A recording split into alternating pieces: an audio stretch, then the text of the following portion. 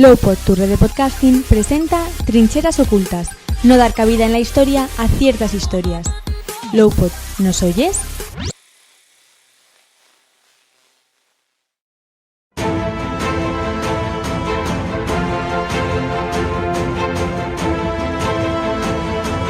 Bienvenidos un día más a Trincheras Ocultas. ¿Qué vamos a tratar en el día de hoy? Pues hoy volvemos a tocar la figura del precursor de la leyenda negra, Julián Juderías.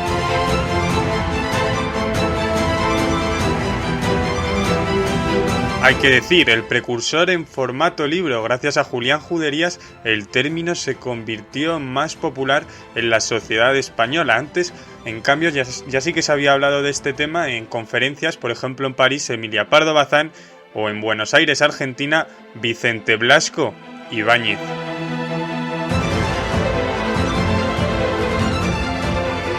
Y esta va a ser la continuación de una primera parte que ya grabamos en el canal, en donde ahondábamos más a fondo, ¿no?, la figura de Julián Juderías, y también tocábamos la primera parte del libro con más extensión, pero en este programa lo que vamos a hacer es retomarlo desde donde lo dejamos, centrándonos, y esto ya va a ser muy interesante, nunca lo hemos tocado en el canal, en la tolerancia religiosa que había en el mundo. Por favor, entrecomillar tolerancia religiosa. ¿Era España tan mala como se cuenta? Acompañadme para descubrir la respuesta y poder ver qué sucedía en el resto de Europa.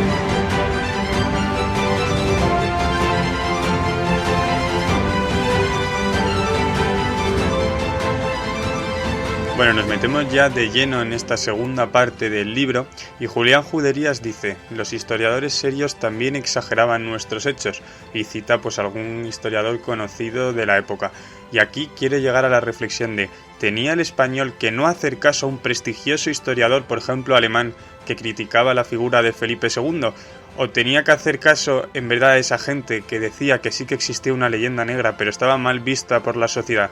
Los españoles de la época pues tenían que elegir, y al fin y al cabo iban a hacer más caso a un historiador que tuviera ya cierto renombre, prestigio, y que dijera lo que querían o escuchar, ¿no?, las élites, en este caso pues por ejemplo alemanas o inglesas, que hablaban mal de la corona española en este aspecto.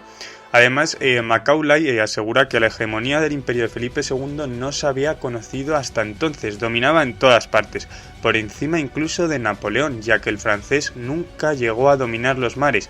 Francia en este siglo pasaba de adversario a aliado con España, pues según le convenía. Bueno, y también incide Julián Juderías en que la visión que se tenía de España en Europa era que pues no invertían en el progreso, en ciencia, en filosofía, en políticas, y siempre se decía que es que se estaba anteponiendo la voluntad religiosa.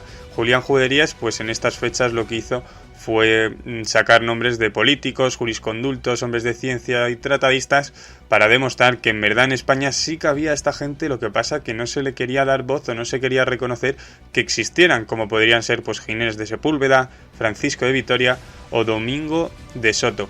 Luego también toca un poco lo que es la colonización en América, y es muy interesante porque hace un comentario que yo creo que es rescatado por la actualidad, porque muchas de las expresiones que utiliza Julián Juderías son utilizadas ahora mismo por historiadores. Dicen: mirar al pasado sin los ojos del presente, que esta sería la expresión de oro, ¿no? En esa época España era la nación más moderna. Se cometieron errores, como en todos lados, pero eso no perseguía la corona, porque recordemos, y esto ya lo hemos hablado muchas veces, las leyes que promulgaba la corona para que no se cometieran ciertos abusos, pues ya sea en América. Lo que pasa que, como nos decía también Iván Vélez, el escritor de libros como Sobre la leyenda negra, nos comentaba que claro, tú puedes establecer que en una autopista se tenga que ir a 120, pero claro, tú no controlas que de repente alguien se salte la ley y se ponga a 160, que está mal, sí, que luego se pena también, pero lo que pasa es que hay veces que no se puede controlar porque lo hacen y tú no te das cuenta. Y claro, eso al fin y al cabo no es lo que se persigue desde el Estado.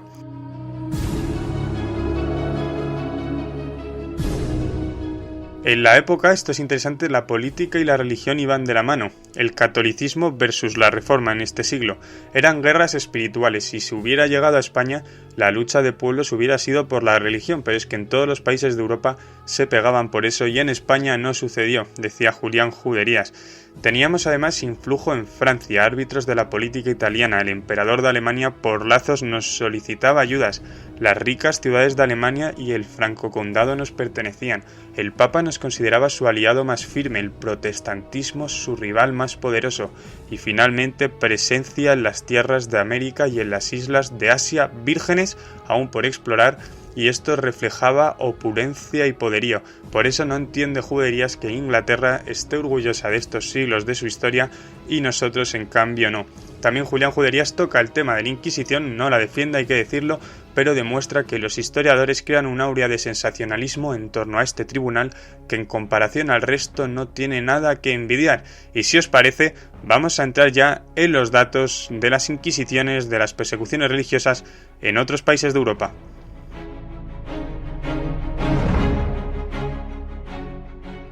Bueno, y comenzamos. En Alemania la tortura de la rueda duró hasta 1841, en Austria los tribunales hasta 1776, en Francia hasta 1789, en Prusia hasta 1740, en Sajonia hasta 1770, en Rusia, y fijaos cuántos datos, hasta 1801, en Württemberg y Gotha, estados también del Imperio Alemán, hasta 1809 y 1828 respectivamente. O sea, lo que vemos es que también duró un montón en otras partes, pero esto no se cuenta.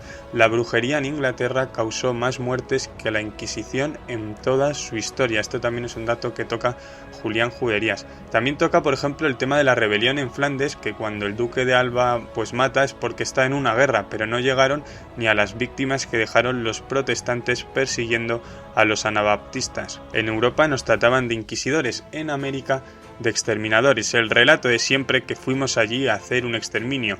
Muy interesante también cómo en su época se da cuenta este autor del hecho más significativo. Si hubo un exterminio de la población indígena, ¿por qué en los territorios anteriormente españoles hay mayoría mestiza indígena y en la zona inglesa no? La historiografía además actual ya maneja datos como que, por ejemplo, en México el 60% son mestizos, 30% indígenas y 10% blancos. Otros datos también que los voy a dejar por aquí. Pero bueno, nosotros nos estamos centrando en el libro de la leyenda negra de Julián Juderías. Os dejo por aquí si queréis la charla sobre el descubrimiento de América, que ya la tuvimos en su día por el canal. Y bueno, así rápidamente la conclusión de Juderías fue que puede que hayamos perdido materialmente esas tierras, pero espiritualmente no, porque somos muy parecidos a ellos.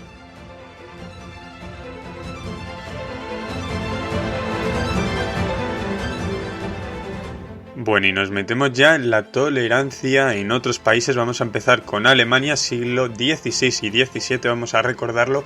Calvino decía que venía a daros la espalda y no la paz. Luego también estaba pues un personaje de sobra conocidos por todos, Lutero. Martín Lutero quería matar a los cristianos y por eso además en Alemania empezó la guerra de religión y fue la más duradera. Melanchthon quería castigos ejemplares para los papistas y Zwinglio se inclinaba para asesinar a los obispos. Estos son algunos de los principios que Julián Juderías, además entre comillas, tolerantes de la Reforma, porque la Reforma al fin y al cabo buscaba una libertad de pensamiento, pero no reconoció más libertad, ojo a la paradoja, que su pensamiento. La hipocresía disfrazada en palabras.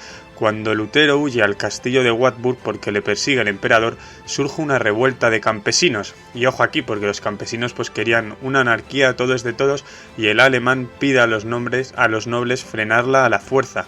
Otra guerra civil interna más en la que Lutero decía: matad a cuantos podáis, y si acaso morís matando, será una muerte santa. Los campesinos pierden en Frankenhausen y matan a 5.000, los luteranos matan a 5.000 campesinos, incluso a unos les llegan a arrancar los ojos y a los cabecillas los ahorcan. Luego también los luteranos fueron a por la aristocracia y se cargaron a 100.000 hombres. La paz de Passau autorizaba a los príncipes a obligar a sus vasallos a respetar su religión, por ejemplo calvinismo, luteranismo o anabaptismo. O si no, lo que tendrían que hacer era prescindir e irse de este lugar donde gobernaba este príncipe. Bueno, hemos estado en Alemania, ahora nos vamos a ir a Suiza, donde Calvino instauró un régimen del terror. Una desviación de la fe era un crimen contra el Estado, decía.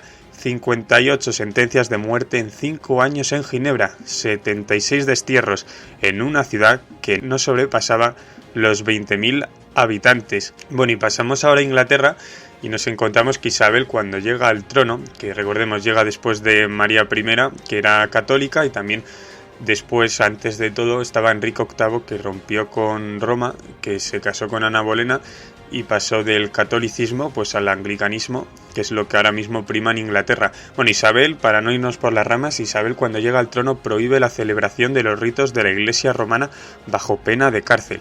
Si un cristiano convierte a un protestante al cristianismo, ambos son condenados. Además son leyes que se mantienen hasta el siglo XVIII, como que se prohíbe a cualquier católico estar cerca de 5 millas de una ciudad o burgo.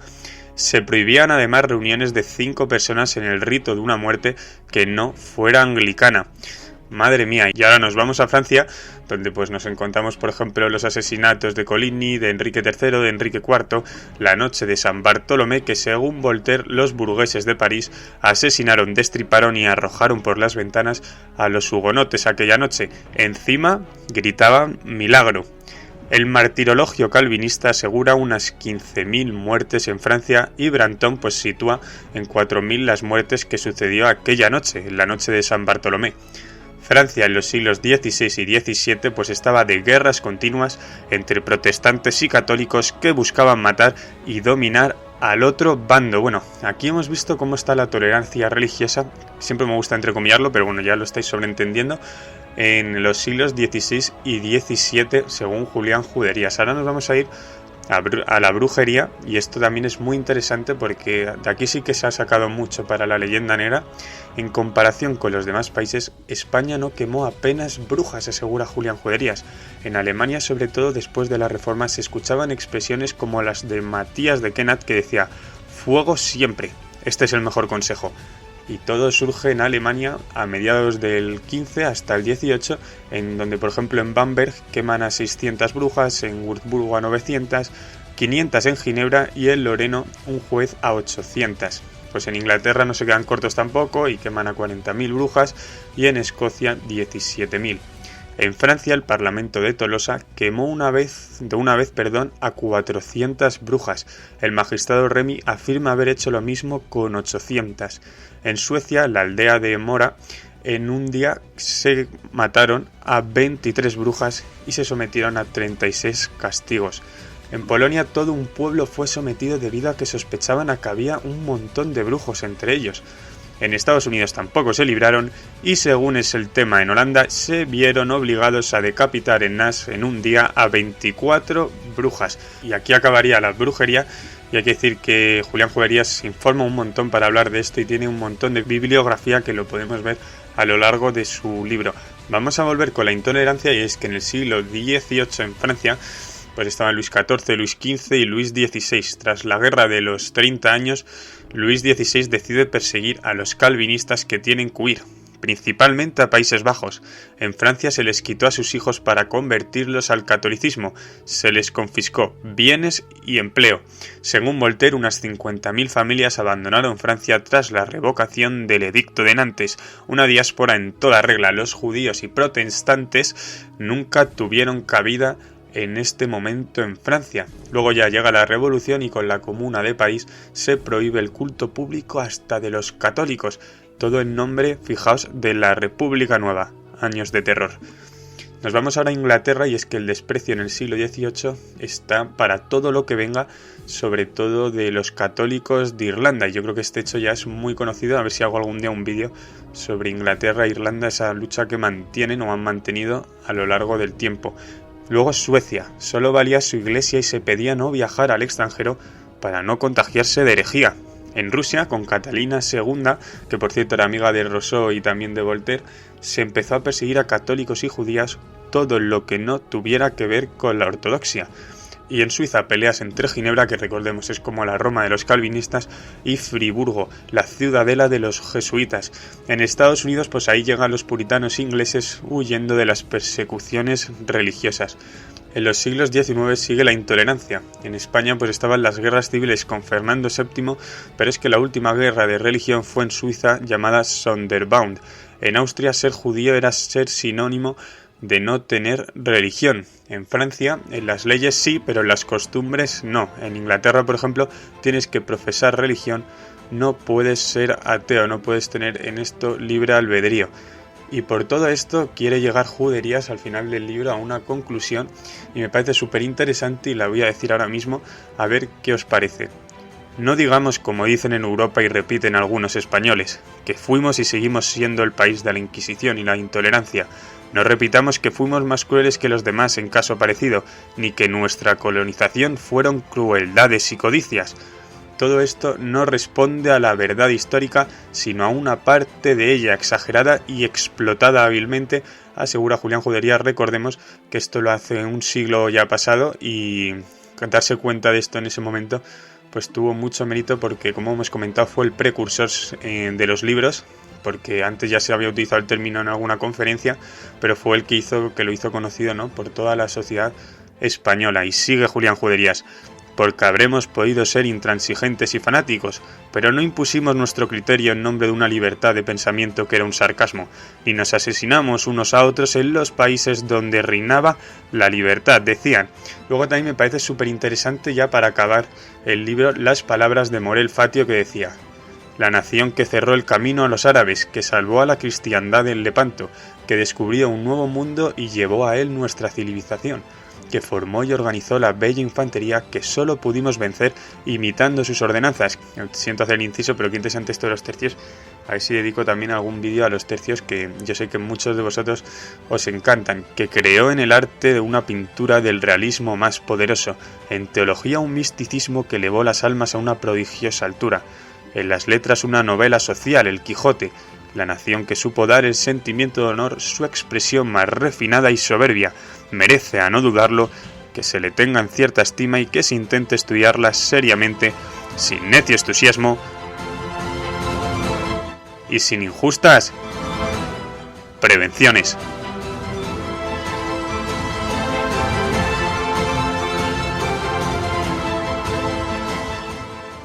Bueno, y así llegamos al final del vídeo y me gustaría dejaros aquí en la descripción el libro de Julián Juderías, el que me he leído yo, que por si lo queréis comprar, que es una versión muy barata, que bueno, es la que he utilizado, que cuida menos la presentación, eso hay que decirlo, pero vale tan solo 6 euros, es legible, lo prometo, aunque la presentación no es la más currada, por eso también os puedo dejar una edición que está mejor editada, también os la dejo en comentarios por si queréis ver esta obra que fue en verdad, se ha servido de inspiración para todos los historiadores actuales que quieren escribir sobre el tema. Además tiene un montón de documentación, ya lo veréis si decidís comprarlo, o a lo mejor lo tenéis porque seguramente tengáis alguno por casa. También os dejo la edición mejor editada, que creo que ya son 20 euros, pero tampoco sé si os gusta que cuando leéis un libro tenga una presentación exquisita, imagino que sí, pero bueno, yo al también ser estudiante pues prefiero intentar gastar lo menos posible, que al fin y al cabo pues el aprendizaje, ¿no?, sería el mismo.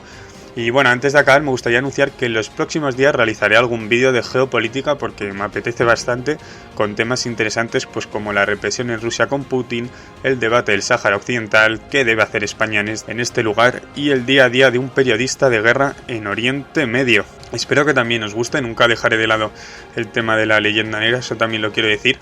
Pero me encantaría que en comentarios me dijerais si os gusta esta idea, sobre todo para tener más variedad al canal y meterme en otros ámbitos y seguir descubriendo nuevos temas que yo creo que son súper interesantes y que nos van a hacer aprender a todos un montón y sobre todo a comprender la actualidad, que es de lo que se trata. Así que bueno, yo voy a dejar aquí el vídeo, si queréis suscribiros sería un placer, a ver si seguimos superando metas. Por cierto, se me puso una matrícula de honor por la charla que tuvo lugar sobre el descubrimiento de América con Patricio Alonso y Iván Vélez. Quiero daros las gracias desde aquí por haberme apoyado en ese vídeo y sinceramente si le queréis dar un like sería estupendo y si comentáis vuestras impresiones también. Así que sin más dilación, nosotros nos vamos a ver en el próximo programa de Trincheras Ocultas.